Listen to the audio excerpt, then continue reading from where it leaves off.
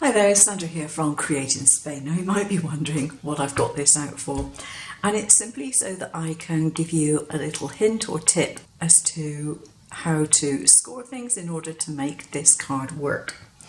Now, regardless of whether you score by hand or machine, how you fold it afterwards is going to make a very, very real difference. Now, this particular card has some very narrow folds on it. So I'm just going to demonstrate here. So I've got a nice strong score line, and I'm going to put one relatively close to it just here. Now, you've probably all come across designs where you've got something like this and they are a pain in the neck to fold. So I have a tip for you. What you want to do is to take your ruler, put it right up against the score line. So if I put my tool there and do that, and then lift up your card against that. Then you can fold it flat, and you can use your bone folder if you need to get a really nice sharp crease. So what happens then when you want to do the next one? Now, normally that would be difficult, but if you use the same technique again, and you can do it from the opposite side if you wish, depends which you find easier. So tool against there, that against the tool, work out where it's going to be on the other side, and again bring it up.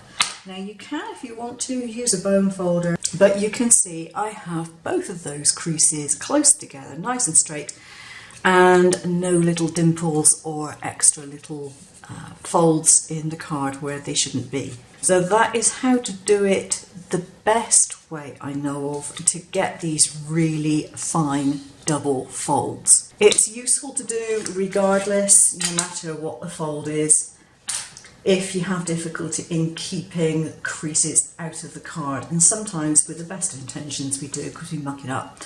I've actually got one, where is it? Here we go. I've got a tiny little crease here where I didn't do that trick, and so that's kind of ruined that area. Now, as it happens, it's not going to make any difference because it's going to have a piece put over the top.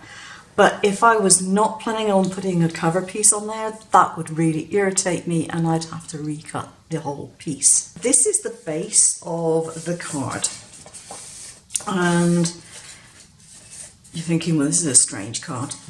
And it is to a certain extent. This is actually a box card with a window in it. I have the main fold here, and I have another very narrow fold like that, because this is forming a very narrow box. This is 1/2 centimetre thick. So I've got all these double folds around the entire square, and now because I've done my folding and my scoring is perfectly okay now, I want to put another piece on here. And the piece I want to put on is this, which is basically the back of the card. Now again, there's a right way and a wrong way to do this. If you decide to do it like this, put it like here, like that, and put it down, you may well end up with it jutting out past this edge.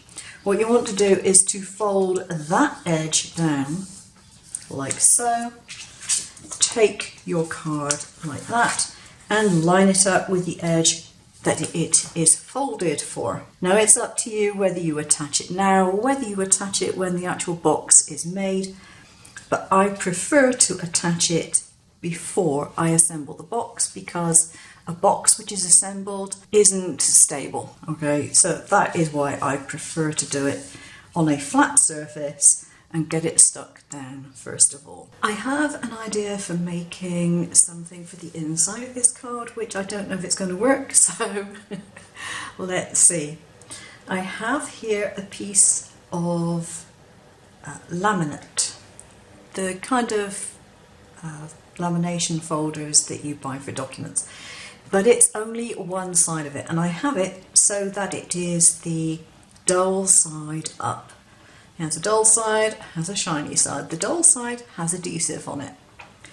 And this piece I'm going to put down here. Now I have another piece to go on the top. This top piece is slightly bigger. And what I'm going to do is to sandwich something between these two pieces, leaving a gap around the rest of it. Okay, so that's the idea. Now to make this work properly, I need a back for it, so I have a piece of acetate here. Now this is the bit I'm not sure of. I don't know if this is actually going to work. It might. There again, it might not. We'll see. I have my acetate, which is the surface I'm going to be sticking things to. I have my smaller piece of the laminate side, sticky side up, and that needs to go so that the two edges at the top are lined up. But I need to put something in there in order to laminate it. So just sprinkle a few of these on. They're a bit staticky, which is the main problem with these Mylar bits. Just need to make sure they're all on the sticky bit and not somewhere where they shouldn't be. Now I can put my other piece over the top of that, and this has to go dull side down. And again, I want to match up the edges.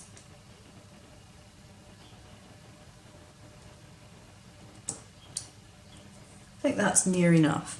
Now I can just fold this, take my little bits of stuff off of there, fold this over. I've got my laminating machine heating up. Hopefully it's hot enough now, and I should be able to put that through and hopefully come out with a pocket at the end of it. Let's see what's happened. Yeah, I have a ready-made pocket. This time I'm going to try it with cellophane on the back, and I've got a patterned card, and I've got the top piece, which I'm just going to put on here. Whoops, needs to be in the center, lining up like that, so the top is going to remain open. And there we go. And see how this does. Oh, that's worked really, really well.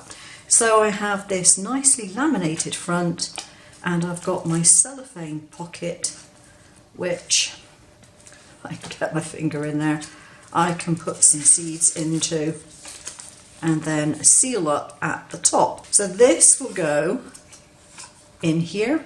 It can just be taped in, and you will have the front panel showing, and that can be whatever you want it to be. It makes a nice neat packet, and all you need to do is either to staple the top of this shut or just put a piece of sticky tape across the top, and you are basically done. I finished off this card with a pun sentiment. You could use that either for gardeners or bakers. I have included a little floral cutout that I've designed, and I've added a little bow just as an added extra, but the card front isn't overly elaborate. Now I'm not going to close this one up, but it is a very simple thing to do. You simply put double-sided tape or glue on here and just close it up to make a box. All you need to do is make sure that whoever receives it realises that there's something on the inside. So there we are. I hope you enjoy that, and I will see you again soon. Take care now.